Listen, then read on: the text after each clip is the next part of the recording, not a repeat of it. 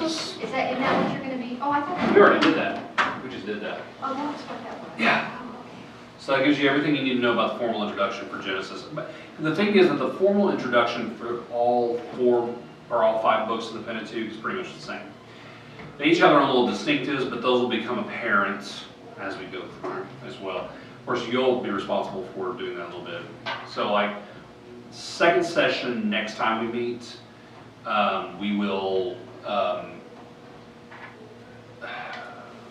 we'll start for like the first 10, 15, 20 minutes on the introduction to the specifics of Exodus. Not very long at all, because we've pretty much covered the introduction to all 5 books. But now we're actually going to dive off into the text. Okay? So the first thing I want to start with, and this is going to be a lot more question heavy from this point on, because this is a little bit, I would hope these questions are a little more obvious. But, so talk to me about, we're going to start in Genesis 1, we're going to be in verses 1 and 2. I will tell you this session, we're going to be in Genesis 1 and 2, chapters 1 and 2. Just after lunch, we'll be in 3 through 11, and then the last session today will be 11 through 25. And then we'll finish up Genesis, the first session, when we come back on the 30th.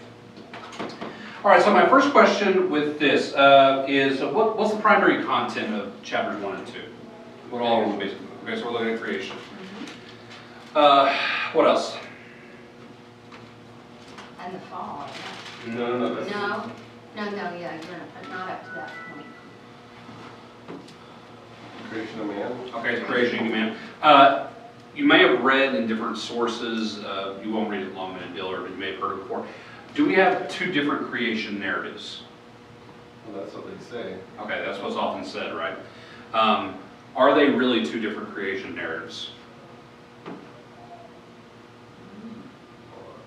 thought it was supposed to be a no. Yeah, I mean, it is no, they're not 2 different, I mean, they are obviously different narratives, obviously, okay. So yeah, how would we reconcile them? What would we say about them? Well, one is like a higher level. Yeah. That's a good way of understanding. So, which one's higher level? One. Okay, so one's a higher altitude perspective. Then in chapter 2, what do we get? A little more detail about man. Yeah, so we get more into like the day 6 issues, okay, so we get more focused. So he's not telling a different narrative, he's just moving into a more focused recap of what's going on day 6, okay? Good. What sort of literary structures do you see in chapters 1 and 2? I mean, literally anything. And this is where you're going to have to start reaching back to BH101, the things we talked about in terms of literary progressions and different things like that are going on in text. So what sort of literary structures or elements are we seeing in 1 and 2? Remember, we're trying to read this as a story, not just as Bible records.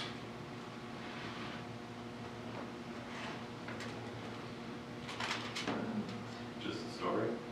Okay, it is, yeah, first of all, it's narrative. Okay, good. What else? How's that narrative constructed? It's chronological. Okay, yeah, chronological. Now, whether it's literally chronological or not, we'll discuss later, but in terms of the actual literal narrative, yes, it is chronological. Chapter 1. Whether the interpretation is chronological or not is another question. Whether the literature narrative is, no, it is chronological, yes. We're looking at it as the literature right Yeah, now. as literature right now. We're looking at it as a story, okay? So as a story, as we begin to unpack it, so we have a chronological progression is what we would say we would have, okay? What else?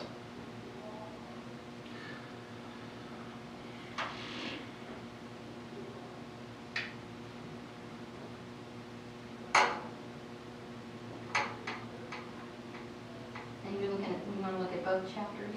Yeah. Whatever kind of literary structures you see.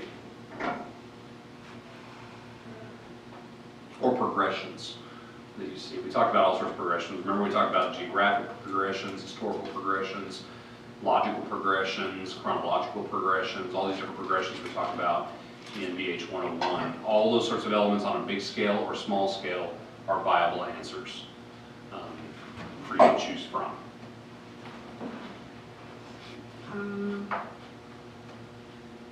Just throw it out, it's okay. Well, I mean, like progressions, I mean, you can see like he has to create something, but then like there has to be the earth before you can separate waters from waters. Okay.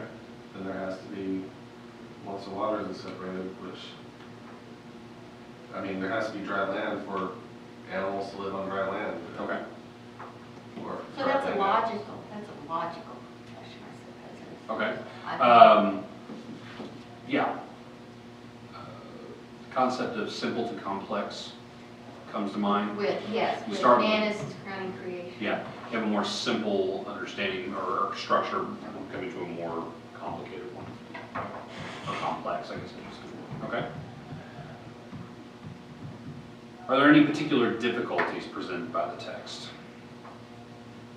Aside from the obvious one that you're going to talk about in terms of apologetics, God created the world, Right. whatever. But what are the other, any difficulties presented by the text that you're going to have to deal with? I mean, are we supposed to say that You can say whatever you want. he did all this stuff in a certain amount of time, in only 6 days? Okay. I mean, it takes me Takes me that long to get out of bed. Yeah. So, Okay, well, I had a couple of things in Okay. here.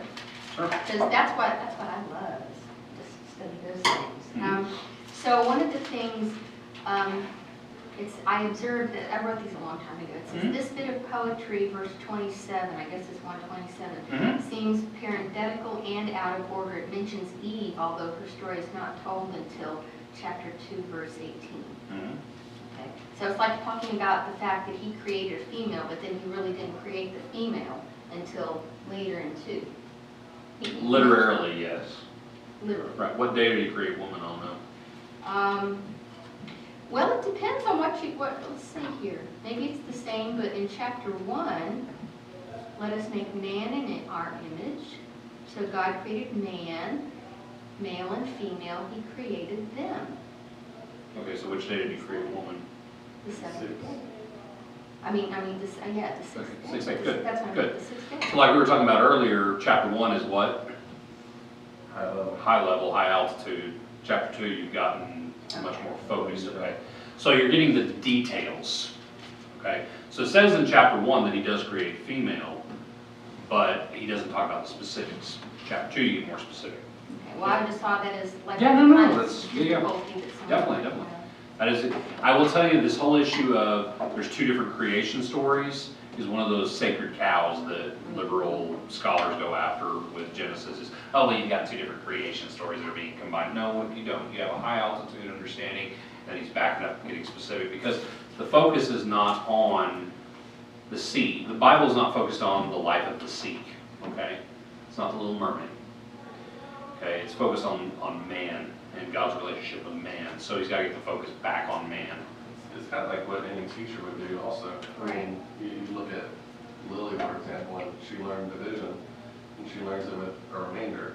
Yeah. But that's just to learn how it works. Right. Like next year, when she starts 6th grade, it's not going to be remainder anymore. You're It's gonna gonna have to resolve that, be- You're right? going to have to go Yeah. all the way down to the decimal. Right, exactly. So you learn the foundation, Mhm. and then you expand on it.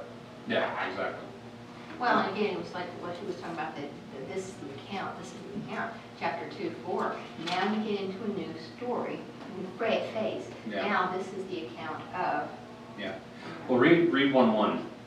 in the beginning, God created the heavens and the Okay, now read 2:4.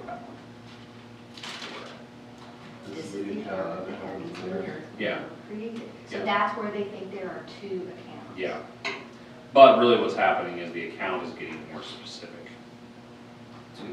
Because the generations being talked there are not the generations of cows and sheep. Generations are man. It's talking about man as a created being. In fact, if you read in chapter 5, read me the first few verses of chapter 5. Chapter 5. Mm-hmm. This is the book of the generations of Adam. Mm-hmm. In the day when God created man, he made him in the likeness of God. He created them male and female, and he blessed them and named them man in the day when they were created. Okay, so not to jump ahead, but what's most of the content of chapter 5? The descendants of Adam. Right, it's a genealogy, right? Mhm. Okay, so what does that genealogy start with? God created man. Exactly, so we get God created man, so there you get a repetition again, so there's a focus on God, the God and creation of man, that's the beginning of it. Can you go back to your verse 5? one and number 2, the one, because mine says he created the male and female and blessed them, and when they were created, he called them, and then they have this in quotes, man, which I would take, mankind. Well, yeah, What do you have? I have a little, Like a little side. a tiny one. Yeah. Adam means man. I prefer the translation of just man. I don't know that Adam is his proper name Right. until you get to Paul, where Paul actually uses it as a proper name. Adam it just means man. The other Hebrew word for man is ish, and that's used more later on. But the reason Adam is used is because Adamah means ground. He's taken from the ground, so there's a parallel being represented there with Adam and Adamah. So, Yeah. you're asking if there's any problems. Yeah, what are the problems you see? Well, I mean, I feel like verses, or chapter 2, 1 through 3 probably should go along with chapter 1. Good job. Yep, they do. But is that because of the whole length of the scrolls or the whole zones? It has to do with our outline. Remember what our outline was? Because when does the next section start? What does verse 4 say? This is the account. Yeah, so that's a Toledo right there. So 1:1 through 2:3 is a prologue to what's going on in 2:4 through the rest of the book. Yeah, but it does seem, I agree with you, it seems logical you would put those verses up with chapter 1. Yeah, the chapters were probably laid out before they recognized the Toledo structure. But remember the verse numbers in chapter. Okay, let me say this just so I can reiterate. This last week, let's see if I can find it while I'm telling the story. A Facebook post comes through about the eclipse, Harvey, and all this other stuff. And they say, well, if you go to Luke chapter 21, now bear in mind the dates when all this stuff happened, okay, the 24th, 25th, 26th, okay? Luke chapter 21, you don't have to look this up. So starting in verse 24, and they will fall by the edge of the sword and be led captive to the nations in Jerusalem, where is it? The powers of the heavens will be shaken. What they started doing was they started using all these verses to line up with the dates in August and September for when Harvey and the eclipse and all this other stuff happened. Like, they're not inspired numbers, so you can't do that. Oh, yeah. So you have to remember, chapters and verses were not there when any of the books were written. Which is why it's better to read. Yeah, it's better to read it, and that's one of the big things I took away from Bayless, is it's better to read it as a literary whole. In fact, the ESV just came out with a edition of their translation with no chapters and verse numbers. So you can Which one? ESV? Yes. Yeah, they took out all their chapters, verse numbers, and headings too. Because headings will start to control your thinking too. Because you look at headings and you're like, oh, well, that's what this section is about. No, it's not. Take it away. I'll decide what it's about. Let me read through it first and understand it. Then we'll talk. Maybe you're right, maybe you're wrong, but I'm not going to assume that you're right. So yeah, exactly right. That's the sort of thing where you don't want to assume that. Now, in some cases, divisions do happen because of scroll length.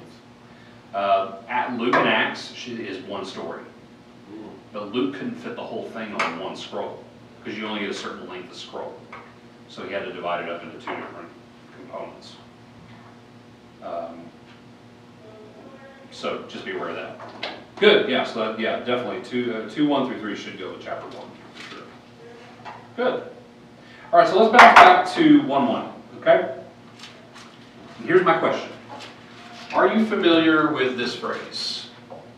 It is a Latin phrase, but it gets thrown around a lot, so you might know it. Ex nihilo. Are you familiar with this term? Okay. Ex means out of, nihil means nothing.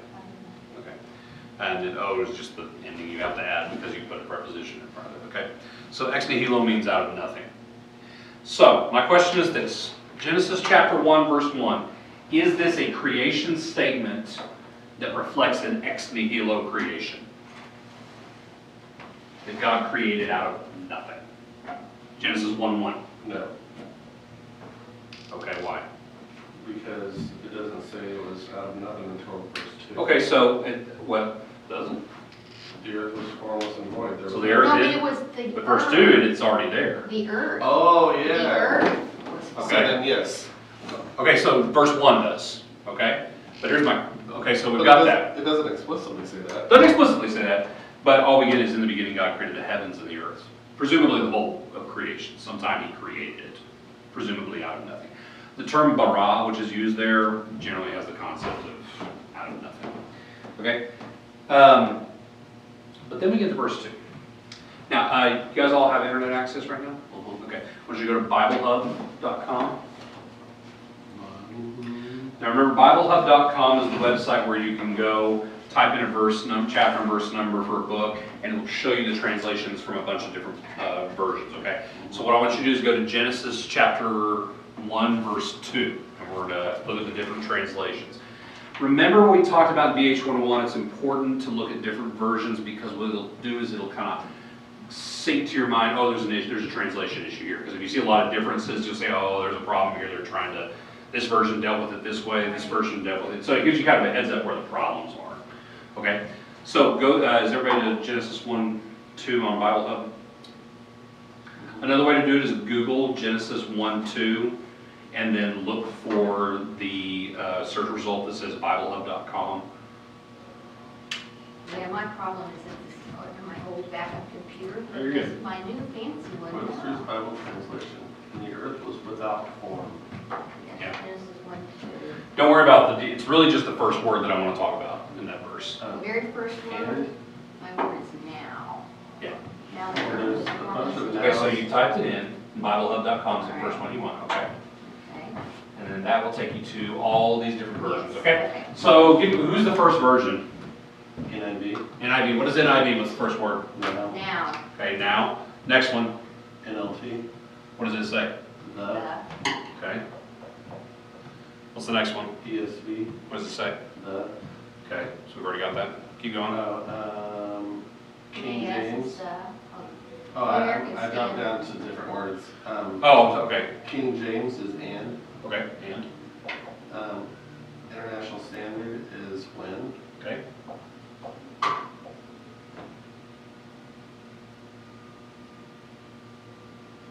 Yeah, that's all. Okay. that's all. So yeah, that doesn't surprise me. Okay, so these four are your general territory. So you know there's an issue here because you're seeing differences between them, okay? And you'll see different versions will pretty well fall into this whole thing. Occasionally with some specialized ones, you'll also see but, okay? And I'm gonna tell you why. In Hebrew, the word and is a prefix you put at the beginning of a word before you want it. So if I say and Matt, I put this little prefix before in the word Matt, okay? And that prefix is this letter right here, okay? Just a little, no, okay? We call this a waw. Waw. Some people call it vav, so it's easier to say. So, vav. Now here's the thing. In Hebrew, your word order in your sentence is verb, noun, excuse me, doesn't matter now. That's not the point. Verb, subject, object. Okay, English it's what? Usually subject, verb, object. Yeah, subject, verb, object. In Hebrew it's verb, subject, object, okay? Or predicate, yeah, exactly. It could be your predicate, yeah, yeah. In fact, let me put that in there. That's actually better. That actually Yeah, makes more sense, that's yeah, yeah. better. So, verb, subject, predicate is the version we have in Hebrew, okay?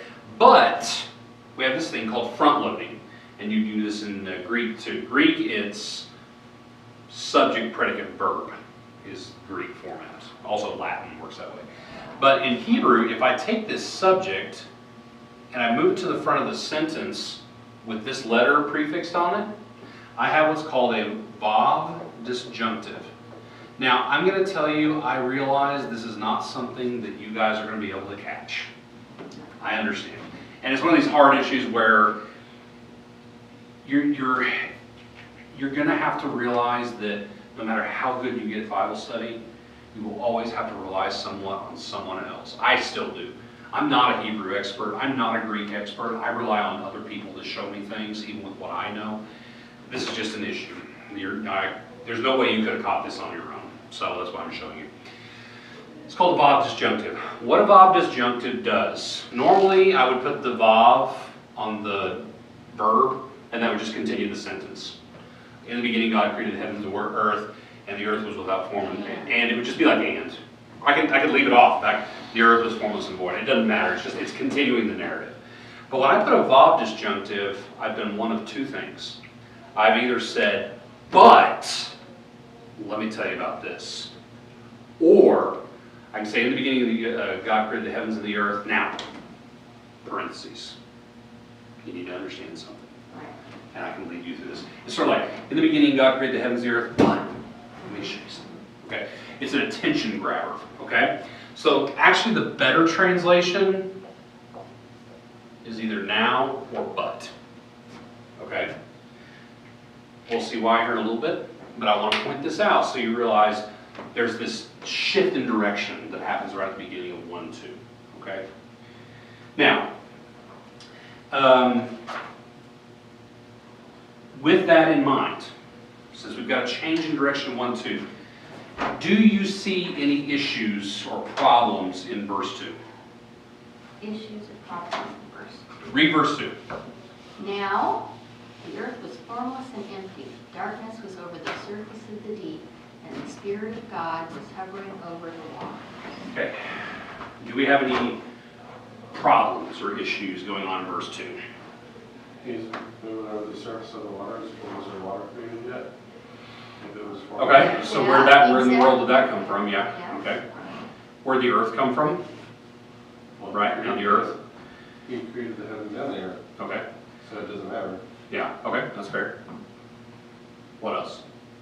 If it was formless and void, How could it have a deep if it was formless and void? Okay. surface, Okay. And it's right at the surface of this. Yeah, what is the surface though?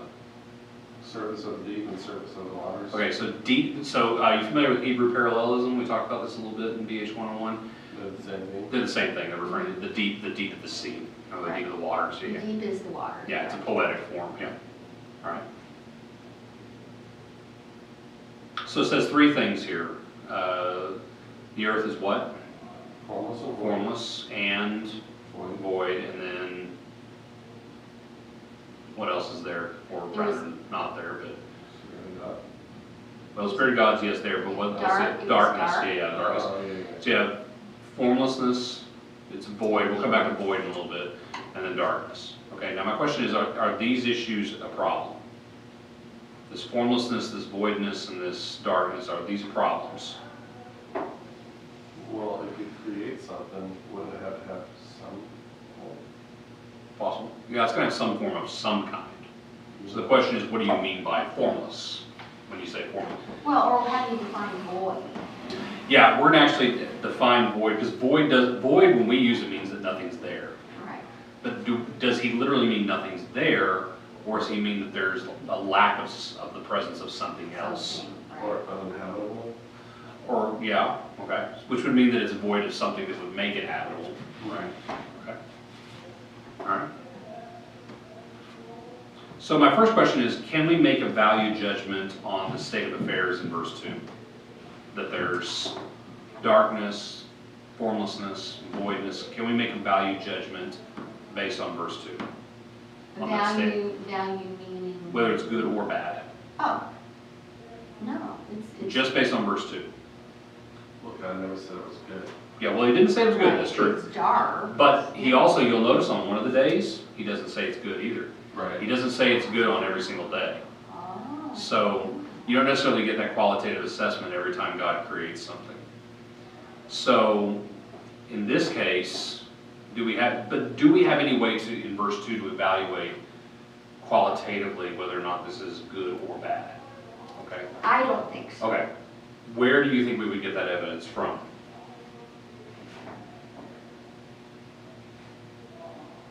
External resource? Not necessarily, Or not, wherever he not from calls verse it 2, good. right? But Wherever he calls it good, verse 10, and God saw that it was good. what did he say in verse 10 that he saw was good? The seas, Okay. water under the sky. Well, we're not quite there yet. Well, but that, you asked, how do we know But- that it was good, is because God. Or do we know it's good, but do we know it's bad? It might be bad. If it was bad, how would we know it's bad? Well, he also says with Adam and Eve, or with Adam, God said that he the didn't light have a was helper, and that was not good. Okay. That's right. So let's say let's He look did at say this. that the light was good. Okay, yeah. So he says the light's good. So what does that make the darkness? not a kid. Okay. So as we begin to get into the days of creation, do we get a little bit of understanding of the qualitative assessment of the situation in verse 2? Well, I mean, It's it's gotta- like light is good, dark is bad. Okay. Is God okay with leaving things the way they are in verse 2? No, that's why he keeps doing things. Right, okay. So by virtue of the fact that he is creating things on days 1 through 6 that are in opposition to the things that are going on in verse 2, do we get then a qualitative assessment of the state of affairs in verse 2?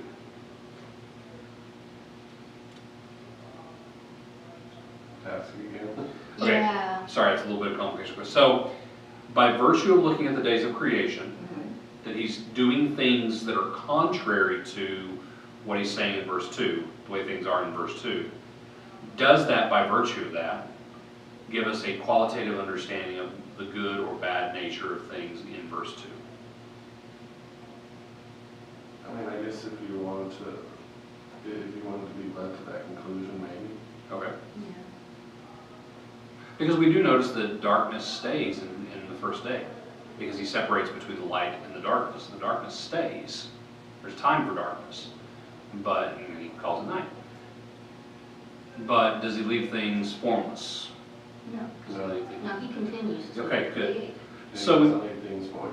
Yeah, so we just by virtue of what's going on in days 1 through 6, we get somewhat of a qualitative assessment of what's going on in verse 2, the state of affairs, okay? Depending upon how you, I think it's a problem, and I'm going to make that argument, but we'll come back to that in a little bit, because right now we don't have enough information yet, we will, on things like what is it void of, what's lacking there, okay? We'll get to that in a little bit.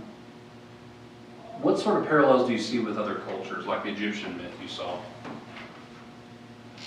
What was the, Well, it started with the nun. Yeah, and then it said none, right? Didn't it start out at? Think back to, Shelley, you can help us with this. Think back to Greek creation. What does everything start with? Greek creation? Yeah. Because they actually have a word for it. It's been 30 years. Help me out. Okay. Chaos. Okay. Okay. So in chaos, and even in Egyptian mythology, you have sort of this indistinct presence of the waters, in which is filled all this matter. Okay? And that's what you start with. But the thing is, chaos has personhood in Greek. Chaos has personhood in Egyptian mythology. None. None is actually a being, and it's this chaos. Out of none is drawn out the different gods, the different parts of creation. Okay? This is what we start with.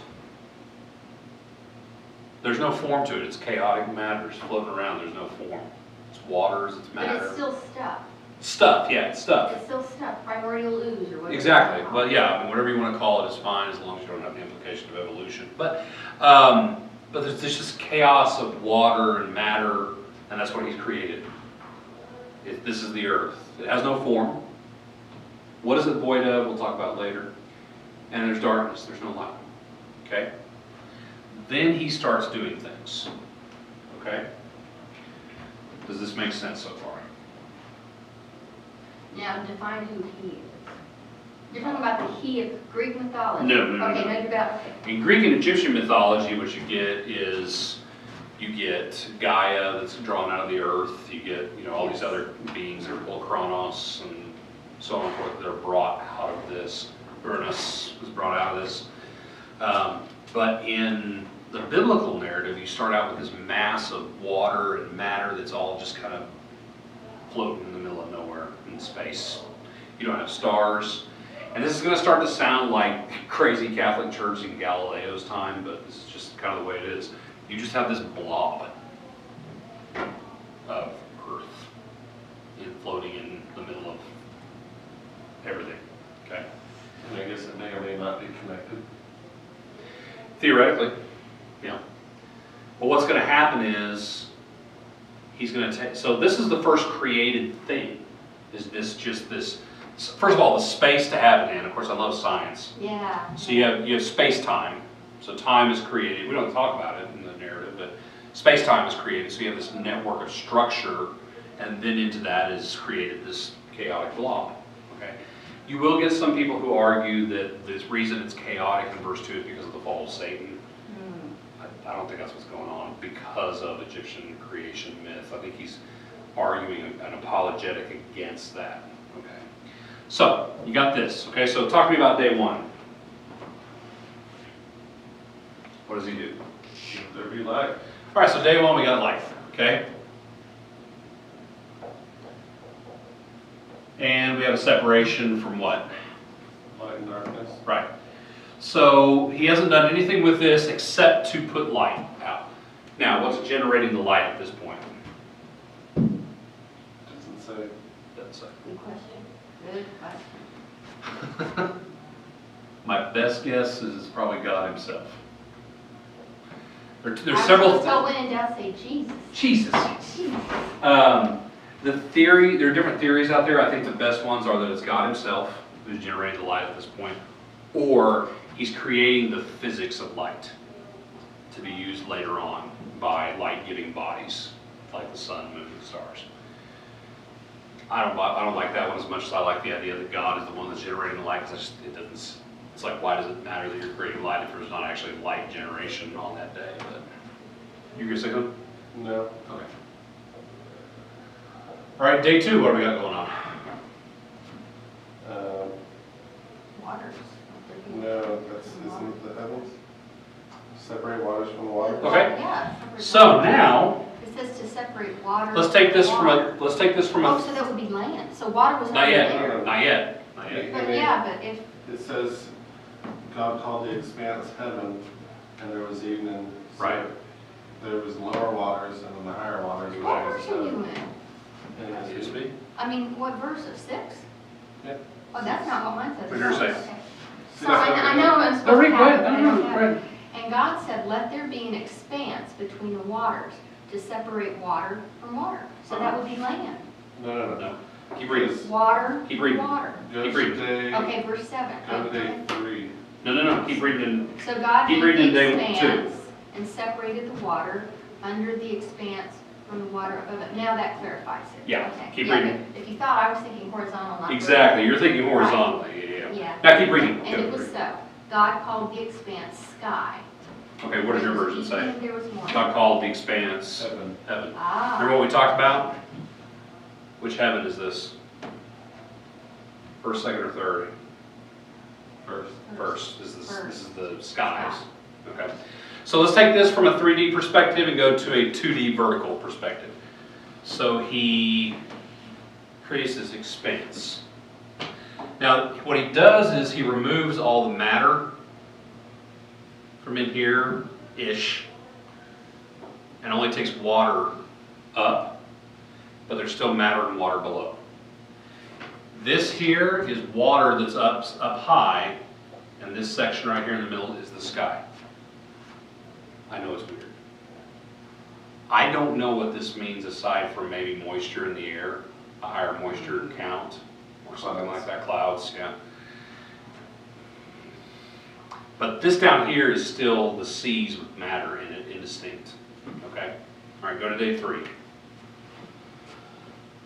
Let the waters below be gathered, dry land appears, then there's plants, vegetation, fruit, according to their kinds, with seeds and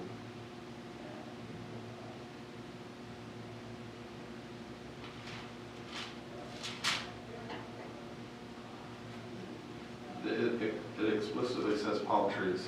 Thank you. Right around the That's why I did that. Gathered. Okay.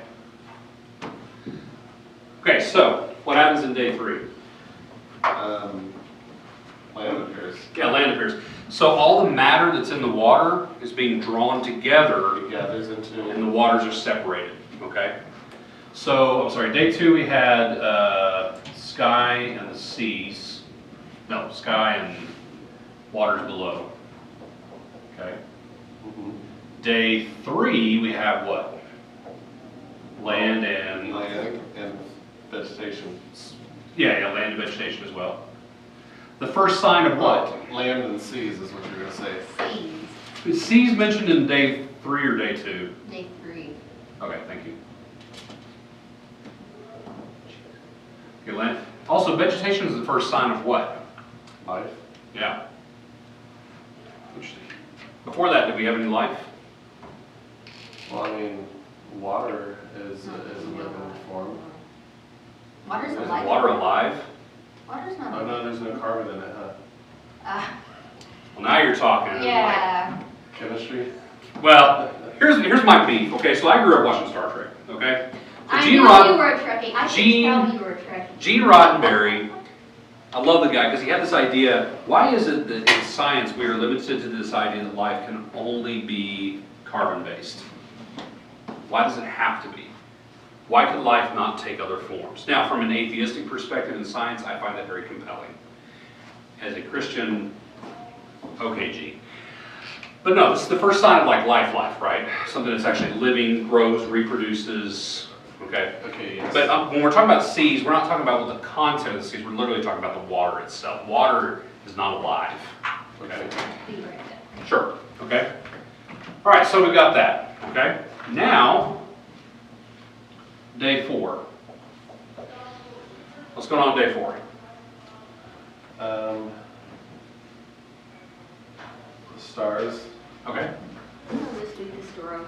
That's fine. Just to- goodness, I'm really sorry about that. I guess the stars then also would indicate, the movement of the stars would indicate seasons. Okay, yeah, right. We'll talk about their purpose here just a little bit. Okay. Then he makes the sun and the moon. Right. So it says the greater and the lesser lights, but it's the sun, moon, and Well, but he also says, great lights to govern the day, lesser light to govern the yeah, night. exactly. So we have It says he made the stars also. yeah. And notice he creates this order. They're there for signs, for seasons, for months, for years, etc. Okay, good. All right, day 5. And it organizes time. Animals, living creatures. Yeah, it organizes time, right? Yeah, yeah. Yeah. So which animals though? Birds. Okay. So well, not just birds. I wasn't there yet. Okay, well then hurry up. Come on, we're on the clock. Sea monsters. No, go back to birds. Sea monsters, I love it. Birds that fly above the earth in the open expanse of the heavens. God created the great sea monsters and every living creature Keep going. Yeah, sorry. that moves with the waters formed after their kind, And every winged bird. God thought was good. Winged bird. Every winged bird Winged bird. after its kind, God said that it was good. God blessed them, saying, "Be fruitful, and multiply, and fill the waters and the seas, and let the birds multiply on the earth." Weird. Okay, so Why is that weird? because I thought it said winged creatures. Oh, it could in a different translation. Yeah. Might, yeah. If you want to look at that on Bible Hub, 21. yeah. Or just in that particular section, I could have sworn that at one point it says winged creatures or flying creatures or something to that effect. Great creatures, NIV. So God created great creatures of the sea and every living thing with which the water teems that moves in and out, blah, blah, blah. Every winged bird. Yeah. The winged God, bird. so The God same with created birds. sea creatures. We'll leave it there. Sea creatures, though, is good. King James says great whales. Oh, does it? Great whales. Interesting. Good for King James. Where's the Leviathan and all that stuff? International. Leviathan, we're actually gonna, when we get there, Leviathan is actually a reference to Satan, not to an actual creature. We'll get there. All right, good. Day 6, what we got going on? Man. Okay, we have man, what else? Yeah, more things.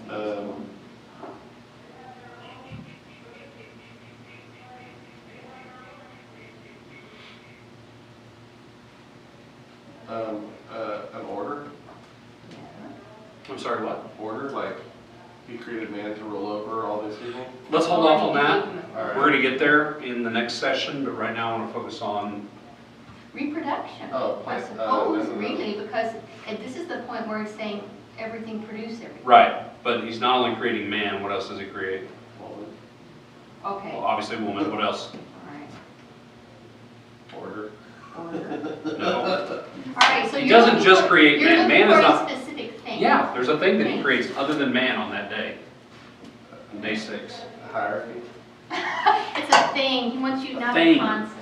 Not a concept. A winged creature. No, the winged creatures are on day 5. Leviathan.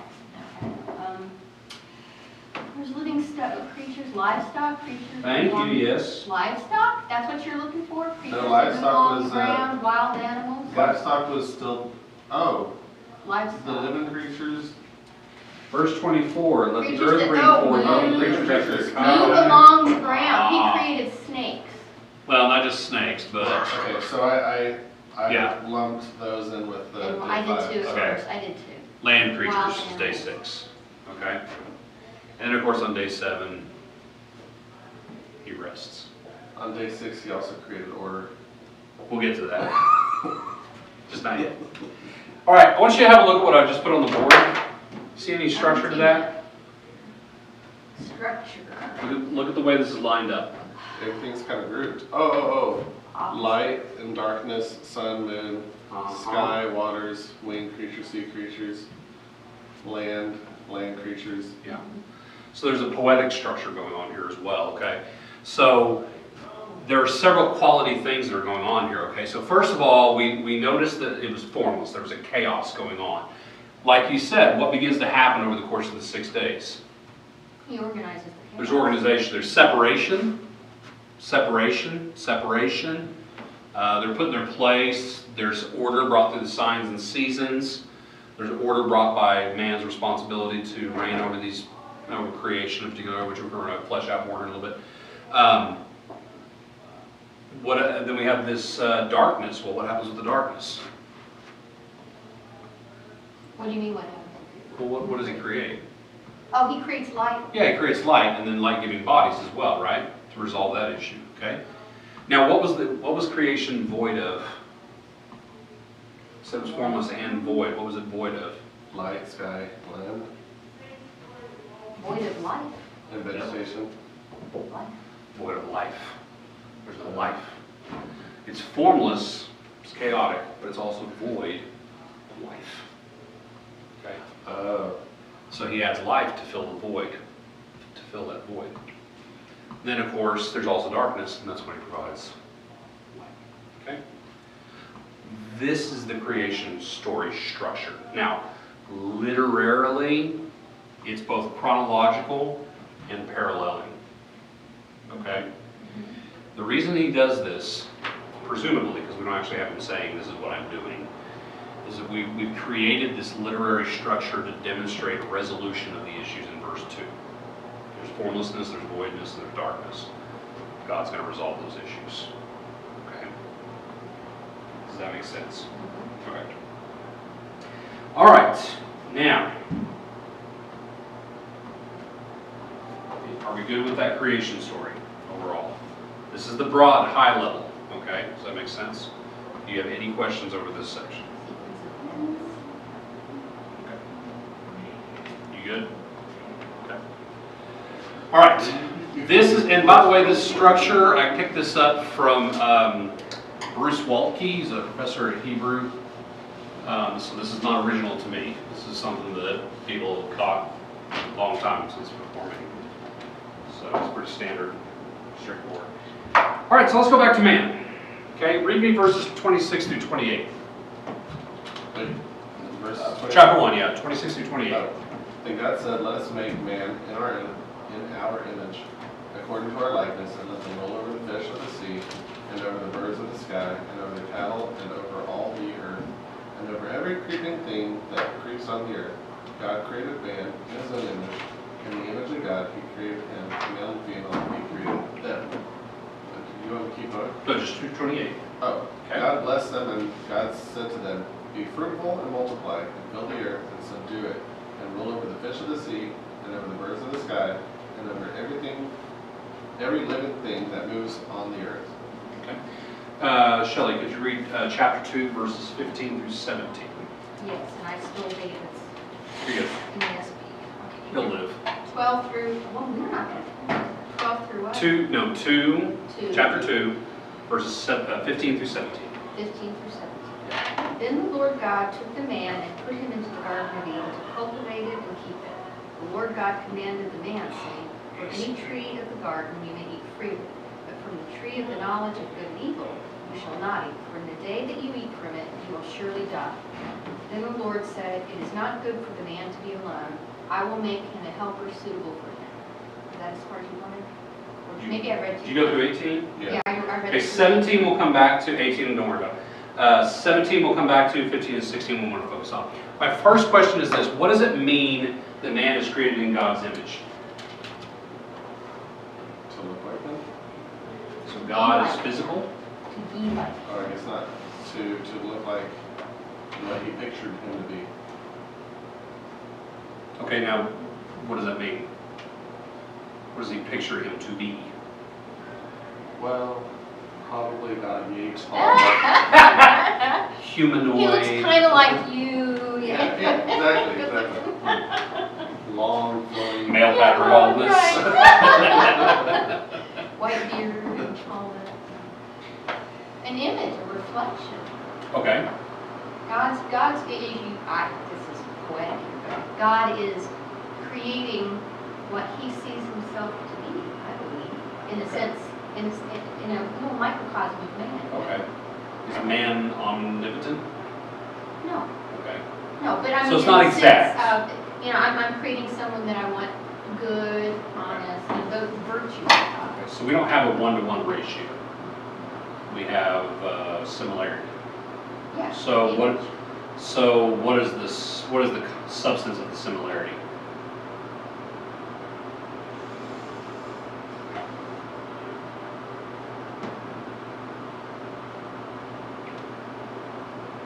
Would it be fair to say eternal life? Okay, so he's made man eternal, his soul eternal. Okay, I think that's fair. Now, don't get me wrong. God can destroy his soul and annihilate his soul, and that soul no longer exists. As he but- intended him to be Yeah. in this first I think it's fair. pre-fall. Okay. Talk to me about the different things you've heard over the years from pastors and teachers about what it means for man to be in God's image.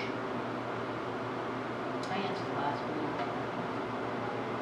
I just always thought it was look like him. Okay. Really? That's I what never used thought to of think. it literally like that. I've heard things like God has emotions, so man has emotions, or God is a person, persons, so man has personhood, and beasts don't. You get all sorts of different answers like that, okay? I want to challenge all those views for just a moment. Because again, this is why you need this book, okay? Because there's a cultural issue going on here, okay? I wonder if there's another word for image, likeness. There is. The likeness is a different word. Yeah. Image is this word, tselem. Okay? English, be something like that, tselem. Here's the thing. In the ancient world context, when I'm talking about an image, what I mean is a representative. Okay? That comes in two forms. You get the idolatry version, okay, which is that I have an idol of the God, the image of the God, okay? That it's not just that he represents, there is something of the substance of the presence of the deity in that actual statue. And I forget the term that they use it's like essence or something like that, but it's some word, and I keep thinking maple syrup, and I don't know why I keep thinking it, but it's something, it's kind of like this oozing presence of the God that's present in that actual statue that you created. The other way a representative is understood is as someone who represents someone. So like, for instance, I am Caesar's image. Now, I'm not literally Caesar, but I represent him, okay? So it is more likely that what's being understood here is that man is intended to represent God. Okay? Now, does that mean that all these things like emotion and personhood and all that stuff is an invalid understanding of image?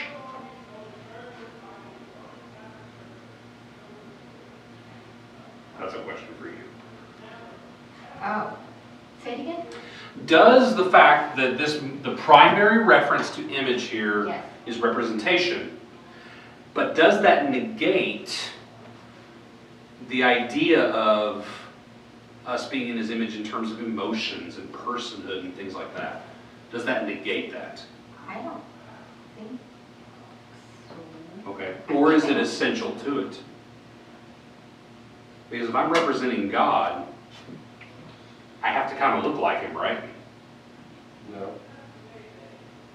What's God So look Satan like? can represent We God. don't know what God looks like. There's no anything in here about what God looks like. Oh, that's all this is, though. It's about what, no. Physical appearance, no. That's what I'm talking But about. this whole book is about what God's like. Yeah, what God So, is like, exactly. not what God looks like. Right, exactly. So what I'm saying is, if I want to accurately represent God, do I at least have to kind of look like him? Not physical appearance, but look like him in personhood, in emotions, does that make sense? So like Character. me at work, Mm-hmm. if I go to a meeting that my boss can't go to, Right. and I'm representing him, Uh-huh.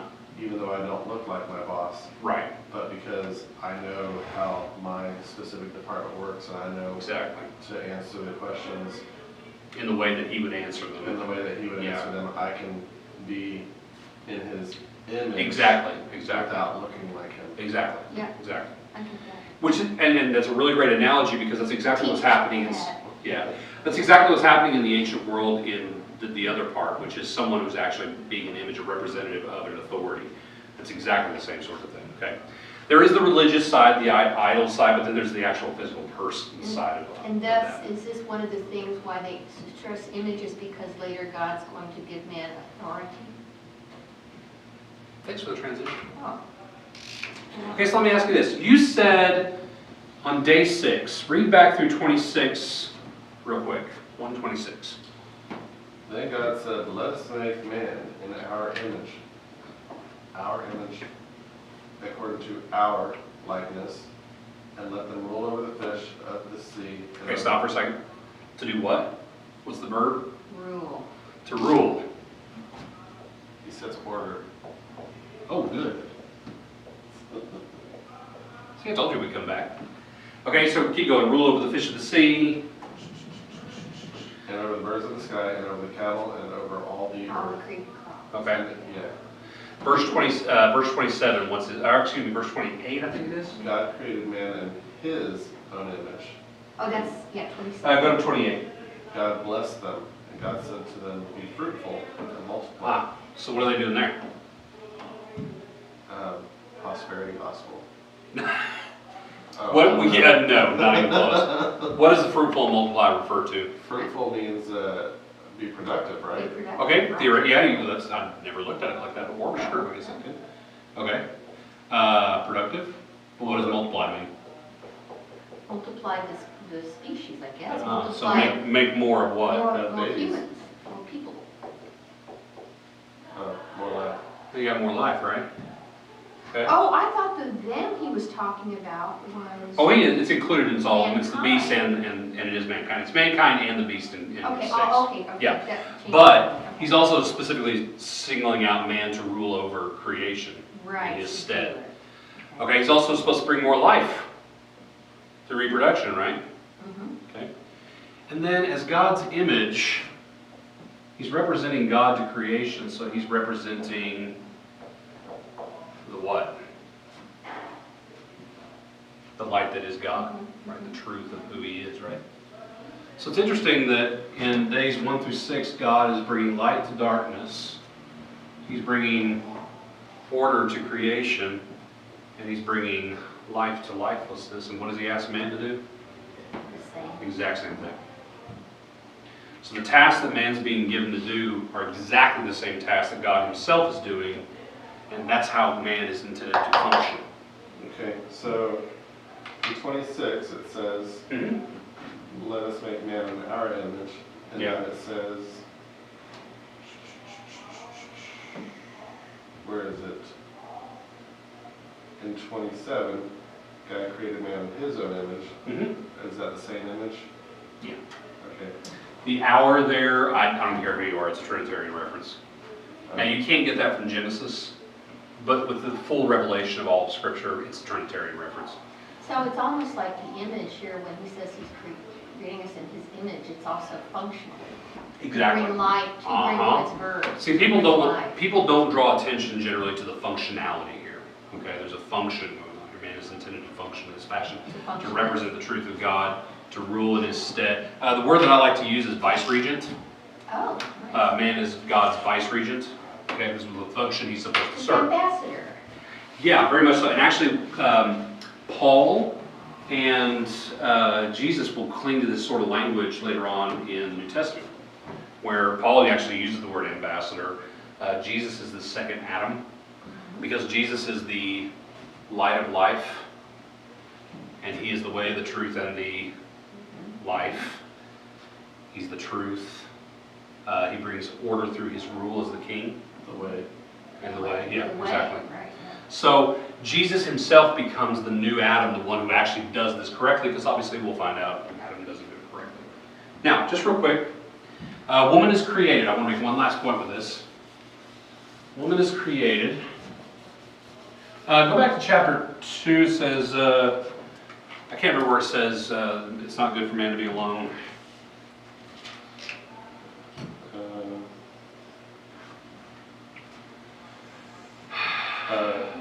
Verse 18. Okay, thanks. The Lord God said it's not good for man to be alone. Okay, good. All right, so let's talk. You talked about the authority and order issue over creation. So let's create a little diagram here. Okay, who's at the top of the diagram in terms of God? So ultimately, he's in charge. Man is just a vice-regent, right? So who's next in line? Man. Okay. Now, what function is woman supposed to serve? As a helper. Right. So woman is here as a helper. Okay? Now, here's my question. When God creates man and woman, in their essence, in the substance of just being human beings, are they equal or unequal? Is one greater than the other, or are they equal? In the essence of who they are as human beings, as created beings before God. I think woman is not equal. Woman is a helper. Okay, does that make her less qualitatively than man? slave. No, that's her function. Her function is as Right. helper. But, okay, so let's not talk about function, let's talk about form. Okay? We'll come back to function, but let's talk about form. Is she, in her essence, before God, better or lesser than man? Or are they equal? Yeah, they're equal. Okay, good. So they're equal in their substance, okay, Yes, before God. equal in Okay? substance. But in their function, are they equal? No, they are not.